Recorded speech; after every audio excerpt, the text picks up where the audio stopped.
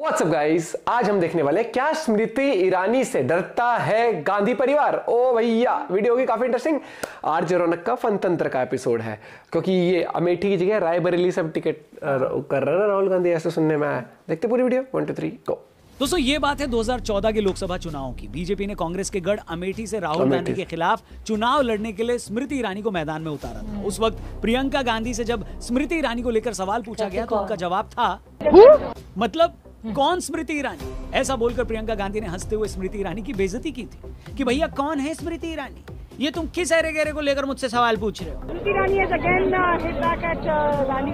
स्मृति ईरानी बाद में इन्हीं स्मृति ईरानी ने 2019 में राहुल गांधी को 55,000 वोटों से हराकर पूरे देश में सनसनी फैला दी। स्मृति जुबिन ईरानी ईश्वर की शपथ लेती हूँ। वो स्मृति ईरानी जो उस वक्त बीजेपी के टॉप 20 नेताओं में नहीं आती थी, उन्होंने कांग्रेस के प्रेसिडेंट को हरा दिया। आज वही स्मृति ईरानी है, वही अमेठी है। कांग्रेस पार्टी की हिम्मत नहीं पड़ रही है कि उस स्मृति ईरानी के सामने राहुल गांधी को चुनाव लड़ा। स्मृति ईरानी 3 महीने से राहुल गांधी को ललकार रही थी कि हिम्मत है तो अमेठी से चुनाव लड़ो। कांग्रेस नेताओं ने भी उन्हें दूल्हा बनाकर घोड़ी पर चढ़ाने की तैयारी भी कर दी थी। एक दिन पहले तक भी ये खबरें थी कि राहुल बाबा अमेठी से चुनाव लड़ सकते हैं, मगर इससे पहले कि वो कोई फैसला लेते, किसी ने उन्हें राहत इंदौरी साहब का ये शेर सुना दिया। बुलाती है जाने का नहीं मगर जाने का नहीं। ये भी ठीक है। और आखिरकार राहुल बाबा ने अपने नेताओं की सलाह को लात मारकर इंदौरी साहब के शेर को सर माथे पर रखा। क्या बात है। मगर इसी के साथ ही राहुल बाबा ने 1575वीं बार यह साबित कर दिया कि वो कोई भी चैलेंज लेने से डरते हैं।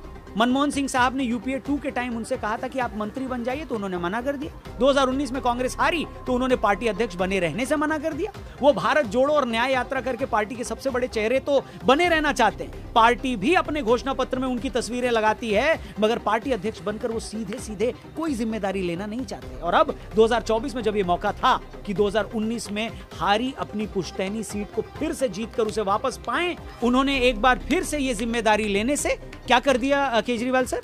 उन्होंने लगभग मना कर दिया। ऐसे में सवाल ये है कि अगर कांग्रेस का सबसे बड़ा नेता ही बीजेपी के एक नेता को अपनी ही पुश्तैनी सीट से टक्कर देने से बच रहा है, तो वो देश भर में बीजेपी को क्या ही टक्कर दे पाएगा। बात तो सही। तो आखिर क्यों राहुल गांधी इतने हो हल्ले के बाद भी अमेठी से इलेक्शन लड़ने को तैयार नहीं हुए? राहुल न सही, कांग्रेस ने प्रियंका को भी अमेठी से क्यों नहीं उतारा? और आखिर क्यों कांग्रेस ने एक ऐसी सीट बीजेपी को तोहफे में दे दी जिस पर उसका 40 साल से कब्जा था, यानी वो सीट जिससे राजीव जी से लेकर सोनिया जी और राहुल गांधी उस पर खुद सांसद रहे। तो आज के इस प्रोग्राम में हम इसी मामले पर विस्तार से बात करेंगे और आपको विस्तार से बताएंगे कि एक जमाने में गांधी परिवार का गढ़ रही अमेठी की सीट कैसे उनके हाथ से फिसलती गई और कैसे इसमें राहुल बाबा का बहुत बड़ा रोल रहा है। तो आइए शुरू करते हैं। केजरीवाल जी आपकी परमिशन का वेट कर रहे हैं। परमिशन है, करो ना भाई, हम भी परेशान हो गए, करो फिर। नमस्कार दोस्तों, मैं हूं रौनक और आप देख रहे हैं फन। इससे पहले कि मैं अमेठी से चुनाव न लड़ने के राहुल गांधी के फैसले का पोस्टमार्टम करूं, आपको मैं बता देना चाहता हूं कि राहुल गांधी ने अमेठी से चुनाव लड़ने को ना किया है। वो इस ना से पता नहीं कुछ जीतेंगे या नहीं जीतेंगे। अमेठी और कांग्रेस। तो बस अब मेन मुद्दे पर आते हैं। क्रिकेट जो होता है ना, वो आप हम सभी देखते हैं। जैसे क्रिकेट मैच को लेकर हम सभी कहते हैं ना कि यार हार और जीत अपनी जगह, मगर बड़ी बात यह है कि आप लड़कर हारे भी तो ये लगे कि आपने फाइट की है, आप डरे नहीं। ऐसा नहीं है कि पिच पर घास देखी तो बैट्समैन ने चोट का बहाना बनाकर मैच खेलने से मना कर दिया। ये सेम बात पॉलिटिक्स को लेकर भी है। जिस अमेठी सीट से राहुल गांधी ने आज इलेक्शन लड़ने से मना कर दिया है, ये सीट कांग्रेस पार्टी की पुश्तैनी सीट रही। गांधी नेहरू परिवार में से सबसे पहले संजय गांधी 1980 में यहां से कांग्रेस के सांसद बने। 1981 में प्लेन क्रैश में उनकी मृत्यु के बाद राजीव जी यहां सांसद हुए। फिर 1981 से 1991 तक 4 बार राजीव गांधी जी यहां से सांसद रहे। फिर 1999 और 2004 में सोनिया जी यहां से एमपी बने और 2009 और 2014 में राहुल गांधी यहां से मेंबर ऑफ पार्लियामेंट बने। ये ऐसी सीट थी जहां बीजेपी कहीं गिनती में भी नहीं आती थी। 2009 में जब राहुल गांधी यहां पहली बार एमपी बने तो उन्हें 4,64,000 वोट मिले और उनके सामने खड़े बीजेपी कैंडिडेट प्रदीप कुमार सिंह को सिर्फ 37,000 वोट मिले थे और उनकी जमानत भी जब्त हो गई थी। मतलब 2009 तक कांग्रेस और बीजेपी के बीच जो वोटों का अंतर था वो 4.25 लाख वोटों से ज्यादा था।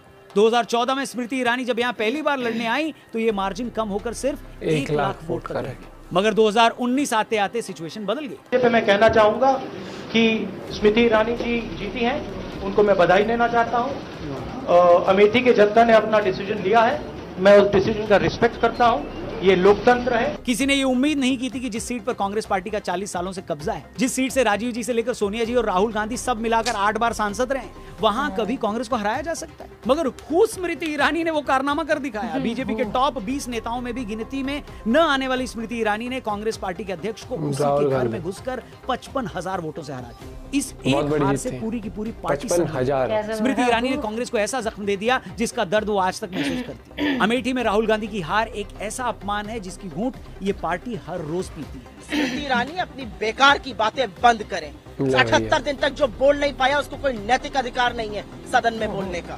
मगर जैसा कि मैंने शुरू में कहा कि पॉलिटिक्स में हर बार हार या जीत ही इंपॉर्टेंट नहीं होती, कई बार मैसेजिंग की भी जरूरत होती है कि आप संदेश क्या दे रहे हैं। 2014 में जब स्मृति ईरानी पहली बार यहाँ इलेक्शन लड़ने आई, तब उन्हें भी पता था कि मैं जीत नहीं पाऊंगी, लेकिन कांग्रेस के सबसे बड़े नेता को सीधे टक्कर देकर उन्होंने कांग्रेस को मैसेज दिया कि हम आपको यहाँ आसानी से जीतने नहीं देंगे। हार के बाद भी वो 5 साल अमेठी में डटी रही और उसका असर देखिए, अगले इलेक्शन में उन्होंने करिश्मा कर दिखाया। दूसरी तरफ राहुल गांधी 2019 में अमेठी हारने के बाद वहां से वैसे गायब हो गए जैसे बोझा उठाने वाले एक जानवर के सिर से सींग गायब हो जाते।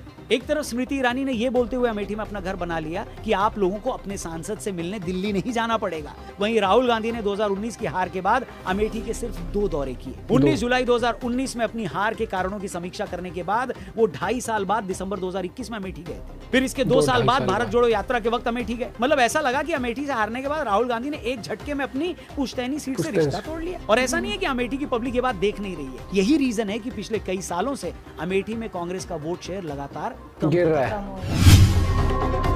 दोस्तों, पॉलिटिक्स में आपने एक चीज देखी होगी, कोई भी बड़ा नेता कहीं और काम करवाए ना करवाए, लेकिन अपनी कॉन्स्टिट्यूएंसी में वो काम जरूर करवाता है ताकि वहां से वो जीतता रहे। लेकिन राहुल गांधी के सांसद होने के बावजूद अगर पार्टी 2009 के बाद से लगातार यहां अपना वोट बैंक गंवा रही थी, तो इसका साफ मतलब था कि लोगों को लगा कि यहां काम हो ही नहीं। वरना क्या रीजन है कि 2007 में जिस कांग्रेस पार्टी का वोट शेयर यहां 34% हुआ करता था, वो 2022 आते आते 14% तक आ गया। मगर राहुल गांधी के अमेठी के सांसद बनने के बाद पार्टी ने विधानसभा में अपना 20% वोट लूज किया।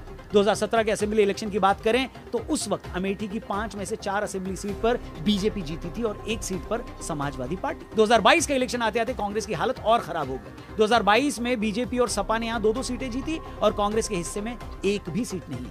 और तो और 2022 में कांग्रेस अमेठी की 5 विधानसभा सीटों में 4 में तीसरे नंबर पर आई और 1 सीट पर दूसरे नंबर। खत्म, bye bye, tata, good bye, धन्यवाद। फैक्ट्री लगेगी आपकी। तो क्यों नहीं राहुल गांधी को इस बार अमेठी से इलेक्शन लड़ना चाहिए था या नहीं, इसे लेकर 2 ओपिनियन है। जाहिर तौर पर एक सेक्शन ऐसा है जिसका मानना है कि हाँ, राहुल जी को बिल्कुल इस सीट से लड़ना चाहिए था ताकि वो ये मैसेज दे सके कि वो स्मृति ईरानी से डरते नहीं है, ताकि वो ये बता सकें कि वो अपनी खानदानी सीट को बीजेपी से वापस लेना चाहते हैं। लेकिन दूसरी तरफ एक दूसरा ओपिनियन है, वो ये कि जिनको लगता है कि भैया राहुल बाबा ने राहत इंदौरी साहब की बात मानकर अच्छा किया। कौन सी बात मानकर? बुलाती है जाने का नहीं भाई, मगर जाने का नहीं। क्योंकि राहुल गांधी अगर एक बार फिर अमेठी से हार जाते तो उनके बचे खुचे ब्रांड की भी बैंड बज जाती। कांग्रेस के सबसे बड़े लीडर का स्मृति ईरानी से हार जाना बहुत शर्मनाक। अगर वो अपनी खानदानी सीट से लगातार 2 बार हार जाते तो खुद कांग्रेस के अंदर उनके लिए रेलेवेंट रहना मुश्किल हो जाता, इसलिए वो नहीं लगे। पर माहौल जो है वापसी का है, वो लोग समझते हैं कि 2019 में उन्होंने एक गलती की और वो राहुल जी को वापस चाहते हैं।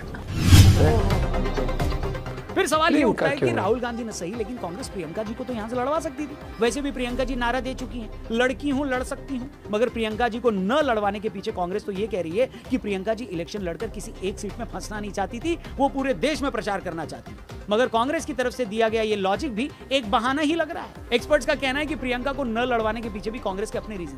पहला रीजन तो यही है कि कांग्रेस को डर था कि राहुल तो अमेठी से स्मृति ईरानी से हार ही चुके हैं, अगर प्रियंका भी हार जाएंगी तो क्या हो जाएगा भैया? क्या मैसेज जाएगा? जब बेइज्जती।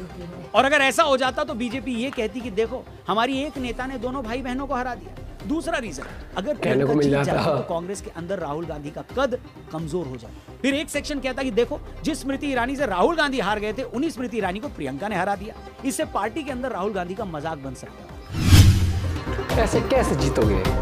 तो कांग्रेस पार्टी ने अमेठी की सीट को लेकर इतना सारा गुणा भाग किया और लंबे सोच विचार के बाद वो इस नतीजे पर पहुंची है कि अमेठी सीट से किशोरी लाल शर्मा जी को स्मृति ईरानी से लड़वाया जाए। वैसे किशोरी लाल जी को खुद जब रिपोर्टर्स ने बताया कि पार्टी ने उन्हें अमेठी से उम्मीदवार बना दिया है तो उनका क्या रिएक्शन था आप खुद ही देखिए, लेकिन हंसना नहीं है, ठीक है? कोई हंसेगा नहीं। भाई वीडियो दिखाओ। ये हमारे रेजिडेंशियल में मत सर, ये नाम आ जब मेरे को आएगा मैं बताऊंगा। आपको आ गया सर, ये please no, please please request. पता ही नहीं है इनको तो इस लंबी चौड़ी कंफ्यूजन के बाद कैसे कांग्रेस को लगा कि चलो जीतेंगे? राहुल बाबा को मम्मी की रायबरेली वाली सीट से खड़ा कर देते हैं। वैसे भी सोनिया जी राज्यसभा के रास्ते संसद पहुंच चुकी हैं, तो किसी को तो यहां से लड़ना ही था। रायबरेली देश की उन गिनी चुनी सीटों में से एक है जिसे कांग्रेस पार्टी अपने लिए सेफ सीट कह सकती है। इस सीट पर 1999 से सोनिया जी सांसद है। इसी सीट से राहुल गांधी जी के दादा फिरोज गांधी जी एमपी रहे हैं और उनकी दादी इंदिरा जी भी सांसद रही। तो एक तरह से रायबरेली सीट भी राहुल बाबा के लिए हलवाई की दुकान का वो गल्ला है जिसे संभालने की जिम्मेदारी उन्हें ही दी गई है। बस पार्टी को डर यह है कि अमेठी वाली खोए की दुकान की तरह वो इस खानदानी दुकान को भी बंद न करवा दे। भैया और भैया खैर कुछ भी मजाक हो अपनी सकता है, जगह इलेक्शन है, है। लेकिन ये देखना थोड़ा अजीब लगता है कि एक तरफ कांग्रेस पार्टी ये दावा करती है कि बीजेपी ने देश में सब बर्बाद कर दिया है, देश में तानाशाही है, महंगाई है, बेरोजगारी है, भ्रष्टाचार है, और दूसरी तरफ पार्टी के बड़े नेता ही खुलकर नहीं खेल रहे हैं। बताइए, सोनिया जी लोकसभा इलेक्शन में न लड़कर सीधे राज्यसभा चली गई। राहुल बाबा एक हार से घबराकर अमेठी से नहीं लड़ रहे। प्रियंका गांधी इतने सालों तक पार्टी में एक्टिव होने के बाद अभी भी इलेक्शन लड़ने को तैयार नहीं हो रही है। अब जो परिवार इतने सालों से कांग्रेस की बागडोर संभाले हुए आज भी जिनसे पूछे बिना कांग्रेस के बाकी नेता अपना टूथपेस्ट तक नहीं बदलते। घर के वाईफाई का पासवर्ड भी उस परिवार से पूछ कर रखा जाता है। तो अगर वही परिवार इतनी बड़ी लड़ाई में बैकफुट पर रहेगा तो इससे बाकी कांग्रेस कार्यकर्ताओं के कॉन्फिडेंस पर क्या असर पड़ेगा बताइए? बोलो बोलो बाय बाय।